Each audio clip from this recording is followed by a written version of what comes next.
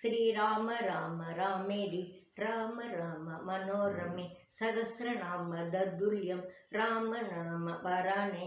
நன்மையும் செல்வமும் நாளும் நல்குமே, திண்மையும் பாவமும் சிதைந்து சேருமே, ஜென்மமும் மரணமின்றி தீருமே, இம்மையே ராமன் என்ற 2 எழுத்தினார்.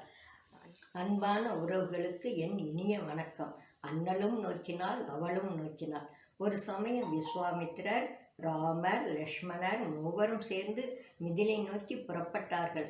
மலர் சோலைகளும் கல்வி கூடங்களும் செல்வ மாடங்களும் நிறைந்த மிதிலை நகருக்குள் அரச வீதியில் மூவரும் சென்றார்கள். விஸ்வாமித்திரர் முன்னே நடக்க, ராமரும் லக்ஷ்மணரும் பின்னால் நடந்து சென்றார்கள். சிறிது நேரத்தில் அரண்மனையை நெருங்கினார்கள். மாட மாளிகை கூட கோபுரம் நிறைந்த அந்த அரண்மனையை கன்னி மாடத்தில் தாதியர் சூழ தங்க சிலை போல ஜனகர் மகாராஜன் மகள் சீதாதேவி நின்று கொண்டிருந்தார். அவர் முகம் வளர்பிறை சந்திரனைப் போல் பிரகாசமாக இருந்தது. தற்செயலாக ராமர் சீதையை பார்க்க, ராமர் முகம் 1000 சூரியன் பிரகாசம் இருந்தால் எப்படி பிரகாசமாக இருக்குமோ அப்படி பிரகாசமாக இருந்தது.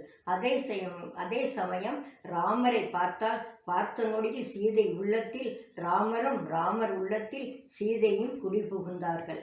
இருவர் உள்ளமும் இரும்பும் காந்தம் போன்ற ஈர்ப்பு சக்தியை உணர்ந்தார்கள்.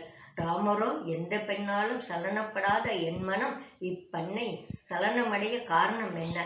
யார் இப்பெண்? அவர் பெயர் என்ன? முழுமதியை போன்ற அழகிய முகமும் கூர்மையான கண்களும் தாமரை பிரகாசம் போன்ற உதடுகளும் மின்னல் கொடி போன்ற அவள் இடையும் என் உள்ளத்தை கொள்ளை கொள்கின்றன. இதன் காரணமாக என்ன போன்ற பல வினாட்களை தனக்கு எழுப்பினார். சீதாதேவியோ, என் மனதை சலனப்படுத்தும் இம்மனிதர் யார்? மன்மதனோ? என் மனதில் குடியிருக்கும் நாணம் மடம் போன வழி தெரியவில்லையே. இவர் என் கண்களில் நுழைந்து என் மனதை களவு செய்து விட்டார். மேலும் பார்த்ததும் தான் பார்த்தேன், கண்குளிர நன்கு பார்த்திருக்கலாம். அதற்குள் நாணத்தால் முகம் சிவந்து தலை குனிந்து விட்டேனே என்ன எண்ணினாள் சீதாதேவி. இதே வேளையில் ராமரின் மனம் ஓட்டமோ சீதையை பற்றியே இருந்தது. மேலும் அவர் மனமே, அரண்மனை மாடி மேல் இந்த பெண்ணை கண்டு நான் காதல் கொண்டேனே. இது சரியா? எனக்கு அவள் முகம் மட்டுமே தெரிந்தது. நான் எந்த பெண்ணை பார்த்தாலும் என் தாயாகவே பார்ப்பேன். இன்று இப்பெண்ணை பார்த்ததும் முதல் அப்பெண்ணின் என் மனம் காதல் வயப்படுகிறது. இது முறையோ? ஒருவேளை அப்பெண் திருமணமான பெண்ணாக இருந்தால் இவ்வண்ணம் பாவம் நிறைந்த செயலாகிவிடுமே. என்ன செய்வது என்று குழம்பிய ராமர், அது என் மனம் இப்படி அலைமோதும் காரணத்தால் அந்த பெண் திருமணமாகாத பெண்ணாகத்தான் இருக்க வேண்டும் என தன்னைத்தானே சமாதானம் செய்து கொண்டார். மேலும் அவர் இப்பெண் எனக்கென பிறந்தவர்களாகத்தான் இருக்க வேண்டும். குற்றம் செய்யாத என் மனம் அவளை விரும்பியதால் அவர் கன்னி பெண்ணாகத்தான் இருக்க வேண்டும் என தன்னைத்தானே சமாதானம் செய்து கொண்டார். இதே வேளையில் சீதாதேவியின் எண்ணமோ, அந்த முனிவர் சிறிது மெதுவாக சென்றிருந்தால் அந்த சுந்தரரை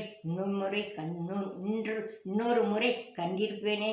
அதனால் இவர் எனக்கு கணவராக வர வேண்டுமென்றால் 60,000 பேர் தூக்க வேண்டிய சிவதனுசை தூக்க வேண்டுமே. கண்களுக்கு தெரியாமல் விண்ணில் இருக்கும் தேவர்களே, முனிவர்களே, என் மனதை கொள்ளை கொண்ட சுந்தரனின் கையால் சிவதனுசை பூமாலை போல் வழியுமாறு செய்தால் நான் உங்களுக்காக 14 ஆண்டுகள் வனவாசம் செய்வேன் என்று பிரார்த்தனை செய்து கொண்டார். இவ்வாறாக இருவருடைய மனமும் ஒருவரை பற்றி மற்றொருவர் சிந்தித்து எண்ணங்களால் கலந்துரையாடினார்கள்.